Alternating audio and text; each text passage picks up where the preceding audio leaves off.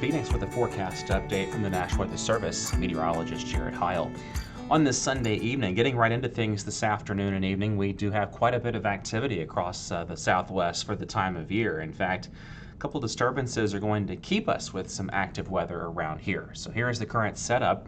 Again, we do have widely scattered showers and storms across the southwest, the most concentrated activity sitting up to our north. And the reason for that, they're closer to this very large low pressure system that sits over Montana and Wyoming. And notice these little yellow spinning features on the western flank of the trough diving toward our part of the country. Those are individual pieces of energy, and one of them will coincide with peak heating on your Monday to give us the best chance of showers and storms for the week, especially in the lower elevations, including Phoenix.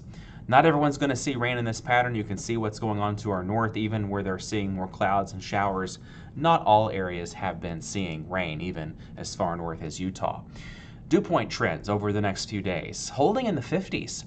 You know, this time of the year, with the fact that we have a slightly different setup in the atmosphere. In fact, the mid-level and upper-level temperatures around 20, 30, 40,000 feet are not quite as high as they would be in July and August. So it doesn't take quite as much moisture to get a little bit of instability going. And that's essentially going to be the reason why our higher terrain cannot rule out isolated showers and storms for much of this week.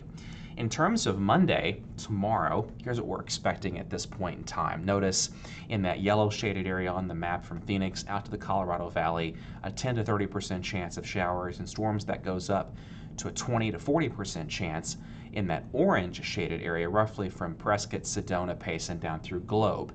That's because of the terrain also influencing and making the shower chances a little bit better, the higher elevations there, and you're also a little bit closer to the disturbance itself that's going to move north of Phoenix.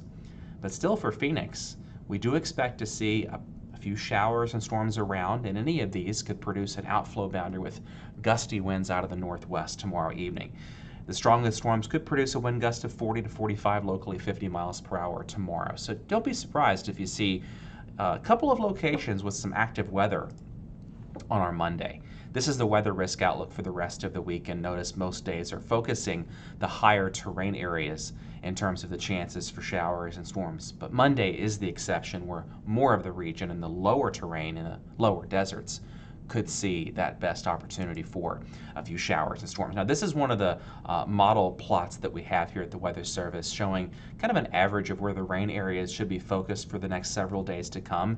This is running the loop from tomorrow through next weekend, and you can see that over time, in the beginning of the animation, those green areas mainly focus off to our southeast, but then by the latter part of the week there, they make a bit of a trip back to the west. So it is possible that we see a little return in moisture for shower and storm opportunities, perhaps by next weekend, as even more energy gets left behind underneath the ridge of high pressure that's going to sit off of the northwest coast of the United States. A lot of time to kind of play that out and see how it goes, but we're not quite done yet with the potential for a few showers and storms, and the Climate Prediction Center also even sees beyond the 7-day forecast near to above normal precip across the southwest, parts of Arizona, New Mexico, and West Texas. Also, take a look there at much of the country in that shade of brown on the precip outlook. That's below normal precip in the middle of one of the driest months of the year for a large part of the country. It is really, really dry across a huge chunk of the nation. I did want to share this with you tonight.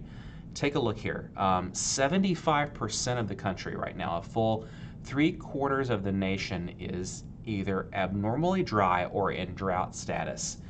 In terms of full-blown drought, 51% of the country right now is sitting in some sort of drought status. So take a look there. From the Mississippi River westward, it's very dry. It continues to be dry, and this is starting to cause some problems. You may start to hear about low flow, low amounts of water going down the Mississippi Valley, because that could affect barges and grain logistics for the fall harvest season. Again, just a sign of the extensive drought across the western 2/3 of the nation at this point in time. One last note in terms of our temperatures here, look and see we're in the 90s for the next several days, no triple digits in store for us.